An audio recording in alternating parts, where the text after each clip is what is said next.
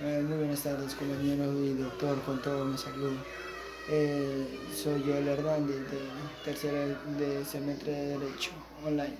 Bueno, yo voy a hablar sobre la ciencia del derecho como producto de la lógica, el concepto de la ciencia como el instrumento de la organización social que integra el concepto.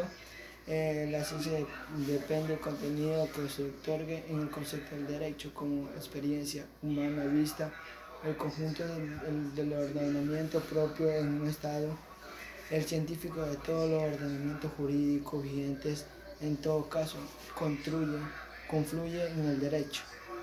Las manifestaciones, el derecho, sin embargo, no hay que buscarlo en las formulaciones, manifestaciones, en el ordenamiento jurídico.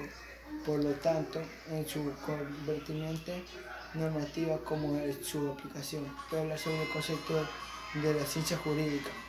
La ciencia jurídica se refiere al estudio y análisis del derecho como un sistema normativo, la regulación de las relaciones sociales. Es una disciplina que se encarga de investigar, comprender el ordenamiento jurídico, las leyes, los principios legales y su aplicación en la sociedad. Voy a hablar sobre el elemento de la ciencia. El objetivo, la objetividad, es uno de los elementos fundamentales de la ciencia del derecho. En el contexto de las ciencias legales, la objetividad se refiere a la capacidad de analizar y evaluar y la norma jurídica de la manera imparcial, que se influyen a la subjetiva personal. Voy a hablar sobre la universalidad.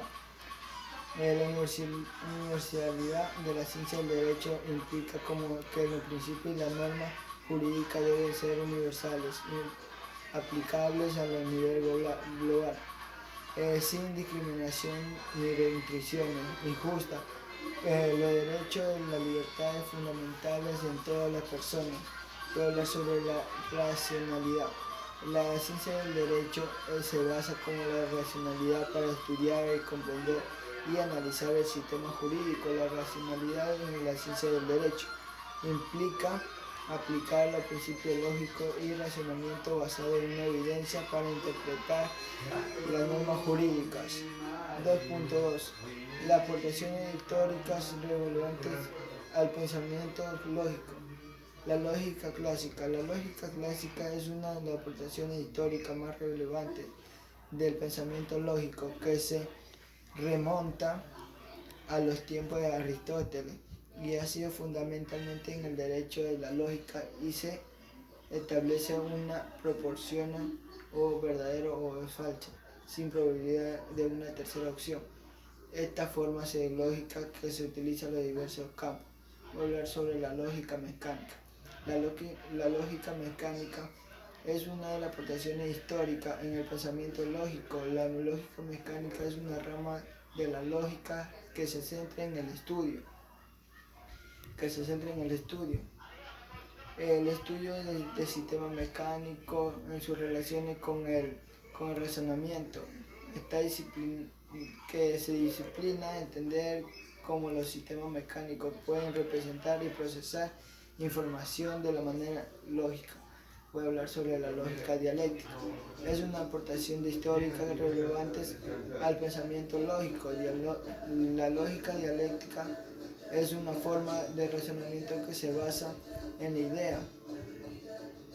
idea de que las contradicciones y los conflictos son inerrantes, es una realidad y que en el cambio y el desarrollo se produce a través de la resolución de la contradicción. Voy a hablar sobre la lógica del conjunto. Es una rama de matemáticas que se encarga a estudiar propiedades y relaciones de los conjuntos. Y conjuntos son colecciones abstractas o objetos. Y la lógica de conjuntos se ocupa de analizar cómo se pueden combinar y operar con estos conjuntos.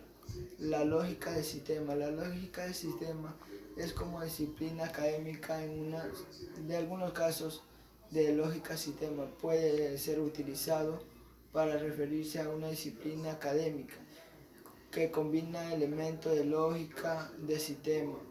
Esta disciplina se enfoca en el estudio de los sistemas que busca comprender y analizar cómo el sistema funciona y cómo se pueden representar y describir utilizando lenguajes y métodos formales. Voy a hablar sobre la lógica de probabilidades. La lógica de probabilidades está estrechamente relacionada con la teoría de probabilidad. Las estadísticas, la probabilidad se utiliza para asignar los valores de probabilidad de las proporciones en la lógica de probabilidad.